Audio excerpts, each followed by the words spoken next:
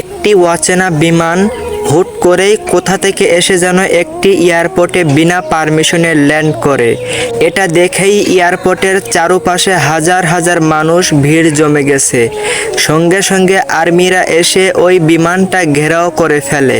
বিমানের মধ্যে কোনো যাত্রী ছিল না, শুধু পাইলট ছিল। পাইলটকে বিমান থেকে নামানো হলো। আর্মিরা পাইলটকে নিয়ে গেল থানায়।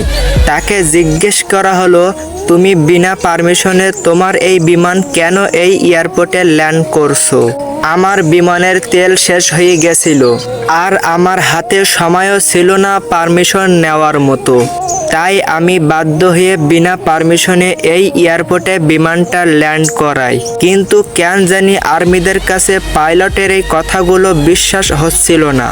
তারা সারা রাত ওই পাইলটকে থানায় রেখে দিয়েছে এবং সারা রাত ওই পাইলটকে বারবার জিজ্ঞেস করছিল যে আসলেই কি তেল ফুরিয়ে যাওয়ার কারণে সে এখানে ল্যান্ড করছে, নাকি এটা শত্রুদের ফাঁদ।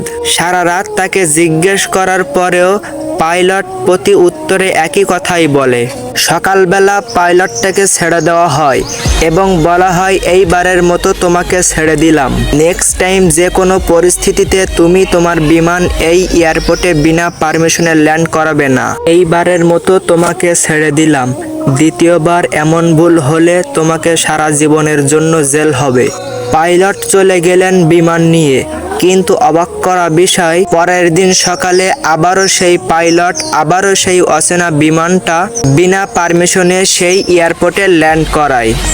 সঙ্গে সঙ্গে আর্মিরা আবারও বিমানটার চারপাশ ঘেরাও করে ফেলে। পাইলটকে বিমান থেকে নামানো হলো, কিন্তু আজকে ওই বিমানে একজন যাত্রী ছিল, আর সেটা হচ্ছে একজন মহিলা।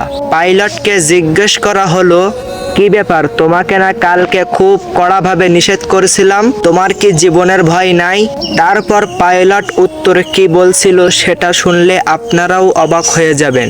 পাইলট বলল, আমার অবশ্যই জীবনের ভয় আছে, তবে তার চেয়েতেও বড় ভয় হচ্ছে এই মহিলাটা। আর্মিরা তো সবাই অবাক হয়ে গেল। পাইলট বলল, এই মহিলাটা হচ্ছে আমার বউ। আমি কোনো কিছুতেই বিশ্বাস করাতে পারতেছি না ওকে যে আমি কাল সারা রাত কোথায় ছিলাম। তাই আমি জীবনের মায়া ছেড়ে প্রমাণ করার জন্য আজকেও আমি এই বিমানটা নিয়ে এই এয়ারপোর্টে বিনা পারমিশনে ল্যান্ড করলাম। আপনারা আমার বউকে একটু বলে দেন যে কাল সারা রাত আপনারা আমাকে আটকায় রাখছিলেন। আমি কোনো অন্য বেডির ঘরে ছিলাম না। মানে ভাবা যায় পুরুষরা মহিলাদের কাছে কতটুকু দুর্বল।